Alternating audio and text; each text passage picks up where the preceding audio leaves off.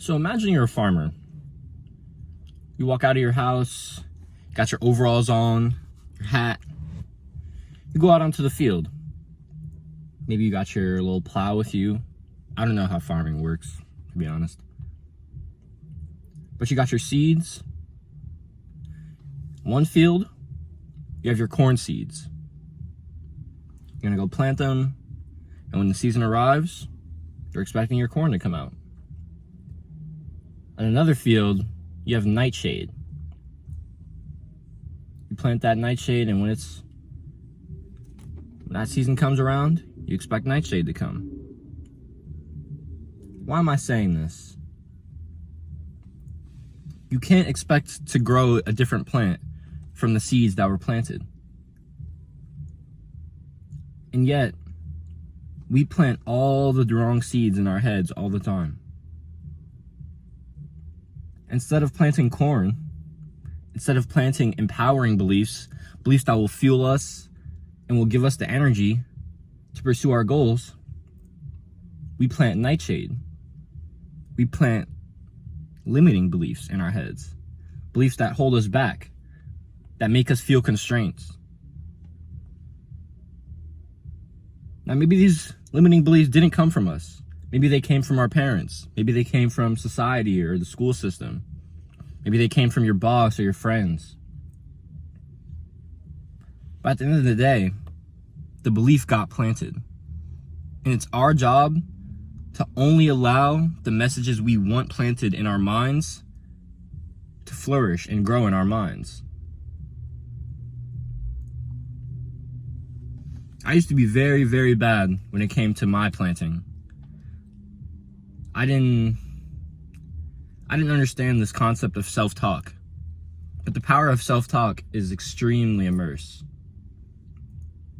When I used to be a gamer, I used to play Overwatch, let's say, and after I'd make a bad play, I would call myself dumb. I'd say, "Oh, you're such an idiot, Jaden." I used to say, "Oh, I'm depressed because I made that play. Oh, I'm so sad." And that was the time I was at my lowest. I was depressed. And my words didn't help my case. It allowed me to go to all these little moments in life, all the times I fucked up, and say, "Yeah, you're a fuck up. This is exactly why." Now, I know a lot of us are victims of this because we didn't get taught that self-talk is very important to our success. This is why people have affirmations. You're literally telling yourself the right things over and over and over again. You're planting the right message. You're planting empowering beliefs that push you to go forward.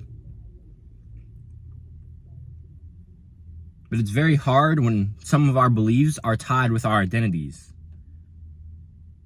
And that's when we have to be willing to make the ultimate break, to let go of the belief that we are our identity. Your identity is ever changing. Who you see yourself as, who the world sees you as, that can change every single day, and it does change every single day. But only if you're willing to put in the work. Only if you're willing to say, "I no longer associate with this type of person." I haven't played video games in over 2 months. It's because 3 months ago, I thought about how much I used to love games. I used to think about the time I spent as a gamer, and I was like, I think about calling myself a gamer now, and I literally cringe at it. At that point, I was barely playing games. But I think about it now, and it's just like, games were just taken away from the progress that I wanted to make in real life. And so why would I give them my energy when I need to give my self-improvement my energy, my mental health my energy, my YouTube my energy? And once I detached from my belief, my identity as a gamer, it opened up so much room to grow into other things. We have to challenge the beliefs that have been set upon us, especially the ones that we don't challenge at all. We question every belief except the ones we truly believe, and those we never think to question. What are these beliefs about yourself that you don't think about, that you don't question? I guarantee you, some of those beliefs are the limiting belief that's been holding you back, the constraint that hasn't been allowing you to make progress. Maybe it's, I'm an addict. If you tell yourself you're an addict over and over and over again, of course you have to admit it. You have to admit that this substance had power over you, this habit had power over you. But if you continue to download that message, if you continue to reinforce that message, it's going to continue to have power over you. That's unacceptable. I was doing that forever when it came to weed. I had to say I'm no longer an addict. And that was the first step in me truly recovering. You have to be able to detach completely from beliefs that you hold dear to you. You have to be able to shed your identity at a whim. What's planted in the mind shall always be returned. Earl Nightingale, The Strangest Secret. I recommend you give that a listen. I'll link it in the description, or here. My name is Jaden. You can call me Jay, you can call me JC, you can call me Dubs. My mission is to help young men figure out their lives, figure out my life a bit better, so people can see the things that I've been learning and hopefully apply that to something in their own lives.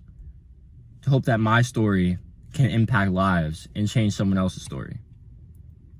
That's all I wish. So if you took something away from this video, I'd appreciate you dropping a like or a comment. Let me know what resonated with you. Drop a sub and join the movement of young men who want to change lives, who want to change their life and then change the lives of others based on that. Who plant the message, yeah, I can be whoever the fuck I want to be, and who I want to be is great. And so if you want to be great, let's level up together. That's my mission. Stay blessed and keep hustling. Big Dubs.